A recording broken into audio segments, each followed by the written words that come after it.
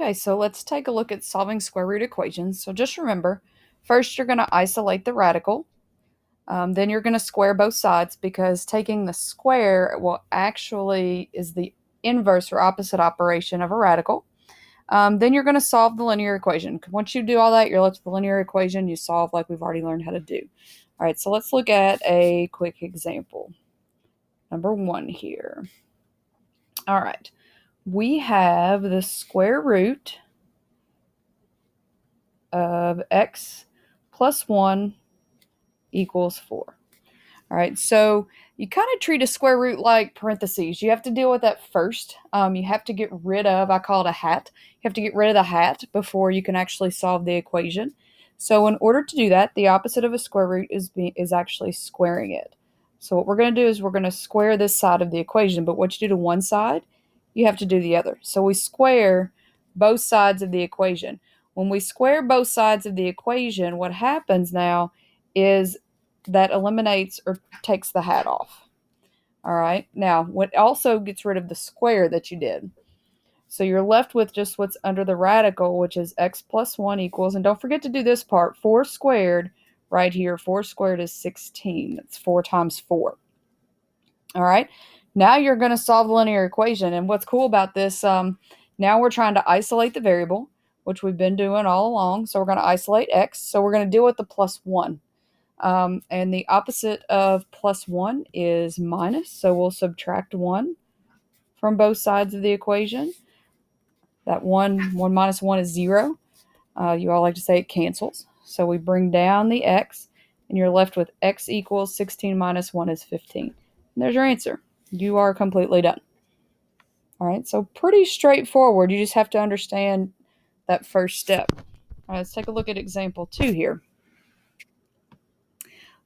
We have the square root of x plus 2, and then outside of the radical, we have a minus 2 equals 0. Be super careful here. Make sure you realize that this minus 2 is outside of the radical. That's why I like to put this little line right there so you know where it stops, but I know your textbooks and worksheets don't always do that.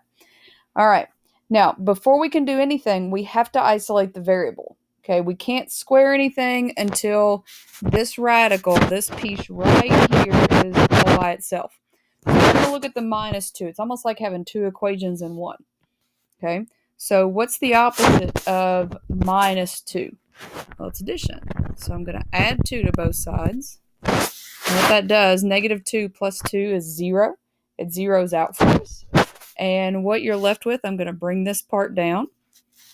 Sorry about that. And we have the square root of x plus 2 equals, and 0 plus 2 is 2. Now the square root is isolated. Now that the square root is isolated, we can eliminate the square root by squaring both sides. And I put parentheses. You don't have to do that. And when we do that, that does eliminate the radical for us. So you're left with x plus 2 equals, and 2 squared, that's 2 times 2, is going to be 4. Now that the square root is gone for us, we can solve for x like a normal equation. Good news, x doesn't have anything with it. All right, so we solve. The opposite of plus 2 here is minus 2.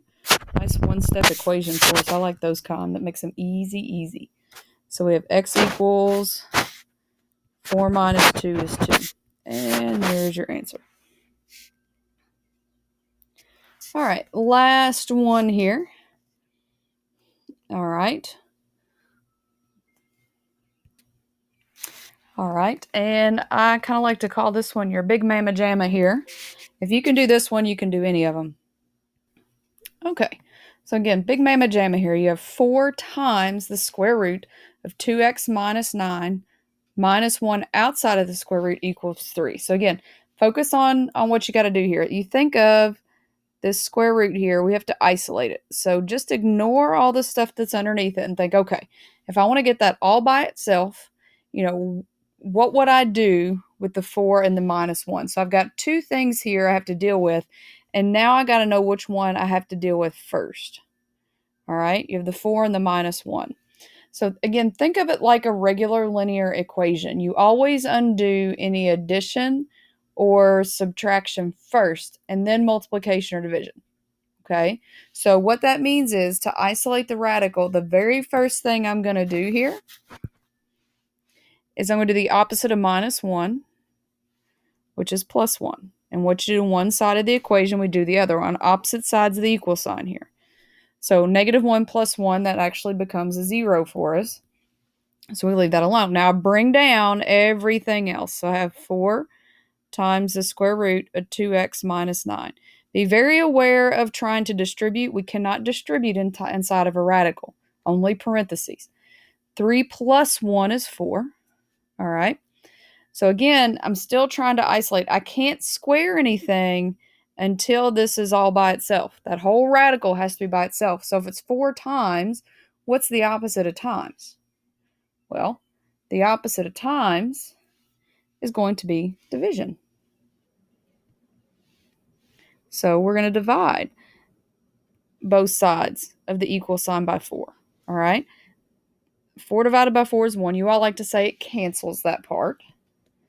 All right. Now we can bring down the square root of 2x minus 9 equals, and 4 divided by 4 is simply 1. Okay, and I have to put the 1 there because there's nothing else on the equal sign. I didn't have to put the 1. I mean, I could put a 1 here if I wanted to, but 1 times all that stuff is just all that stuff. So there's no need to put it there because the other junk that's there, I guess, is the best way to say it. All right, so now the absolute value is, the square root is all by itself.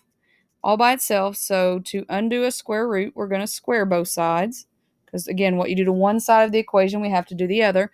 When we do that, that takes the hat off that expression. It eliminates it for us. So you're left with the stuff underneath the radical, which is the 2x minus 9. And 1 squared is 1 times 1, which is 1. Now we have a nice 2-step linear equation that we can solve. And you all have got this. You got this easy. All right, so we isolate the x, or the 2x here. All right, in order to do that, we have to do the opposite operation. What's the opposite of minus 9? We're going to plus 9. The 9's eliminate or add to 0. We bring down the 2x, so 2x equals 1 plus 9 is 10. Almost done. So again, how do you isolate the x?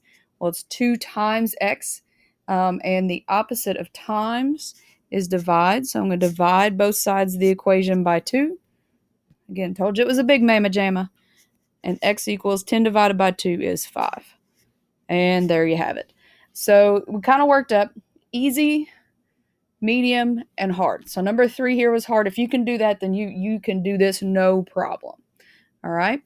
So good job. If you have any questions, let me know.